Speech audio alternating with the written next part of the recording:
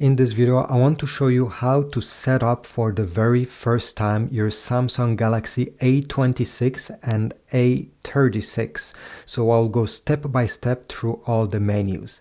Once you power on your phone for the first time, you just have, by the way, to press this power button over here during 2 seconds until you see the Samsung logo to power on your phone. You're going to get to this first display. It's time to select your language. So you're going to tap over here, and depending what you want, well, you're going to select it from the list.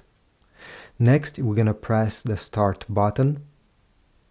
And now you're not obligated to accept all these things. The only two obligatory things are the first one and user license agreement and privacy policy. Sending of diagnostic data, you're not obligated to tap on it. This is just for Samsung to improve their software. So I'll press agree once I have selected these two. And now if you're setting up this phone, but you already had another, let's say, Samsung Galaxy or Android smartphone or even an iPhone or iPad, and you want to get the same, let's say, contacts and sometimes even apps on your newer device, this Samsung phone, well, you can select over here Galaxy or Android or iPhone or iPad, and this way the data from your older phone will get transferred to this newer phone. But if you want to start fresh from the beginning, like a new phone, well, I'll select over here set up manually. Choose your Wi-Fi network, the one at home or whatever you are currently. This is mine. I'll click on it, and now type your Wi-Fi password. Then click connect.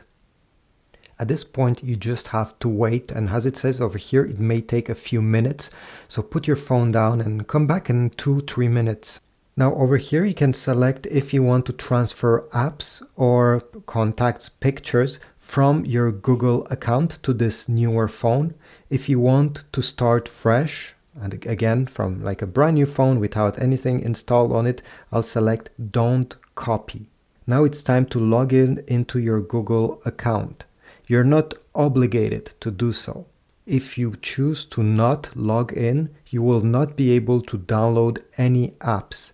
You'll be stuck with the apps that come included with your phone, and you won't be able to update them either. So it's very important to sign in into your Google account. Like on any Android smartphone, this enables you many features that makes your phone a smartphone. So if you simply want to call, let's say, and to send text message, and this is it, well, you're not obligated to do this step, but I will do it since, hey, I want to use apps and other stuff. So I'll go over here and tap the email or phone number associated with my Google account. Once I typed it, I'll press next. And now they will ask us the password of this Google account. If your account doesn't have any password and it has a pass key, you're going to select try another way to log in. Once you sign in into your Google account, you need to select if you are the one that will be using this smartphone or it will be a child who will use it. In my case, it's me, so I'll select the first option and press next. Go down. Now over here, you're not obligated to share your phone number with Google. So if you don't want to share it with them and they use it to give you ads that are more specific to you and stuff like that, honestly, I'm not really convinced that this is very useful. I'll select skip, but you can read over here and click yes if you want to share your phone number with Google. Now you're going to click I agree. At this step, you're going to be asked to create a PIN code, a password, or to register your face or fingerprint to unlock your phone and other features, let's say when you're buying stuff on the Google Play Store. If you don't want to put a password on your phone, I don't recommend it, but some people do, okay? You're going to press skip, or if you want to input a password, you're going to click here, a PIN code. If you want to create a pattern to unlock your phone, you're going to click pattern, fingerprint, or face recognition, or also two other options. In my case, I'll press skip. skip anyway. Now it's time to allow Google to have access to your location or to not give them access to your location. This will be useful for many apps like weather apps and other apps that location is very important for them to give you a specific result. It's up to you to enable or disable. I'll enable it. Press more, and accept.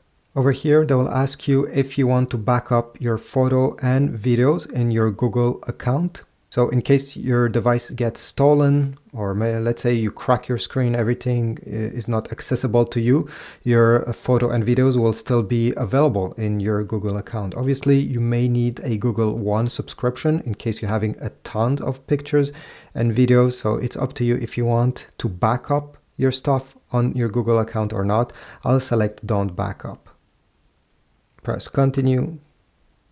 If you want to have the voice assistant on your phone, so every time you say, hey Google, well, it will appear over here and you can ask the voice assistant stuff. If you want to have this feature turned on, you're going to click turn on. If you don't want this, click no thanks.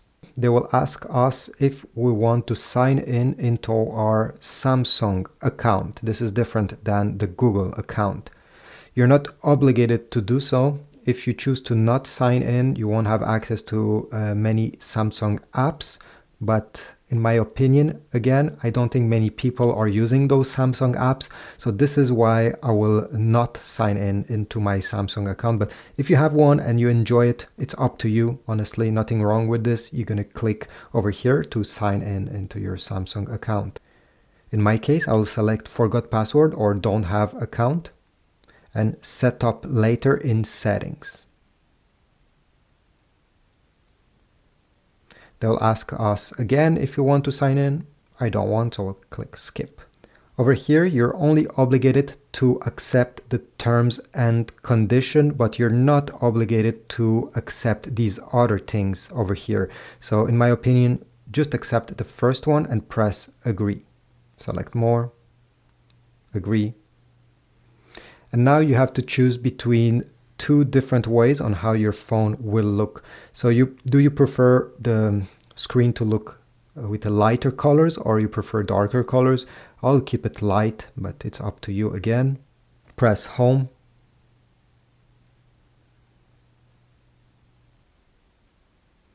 Now, if it's a brand new phone, over here you see it starts downloading some updates already.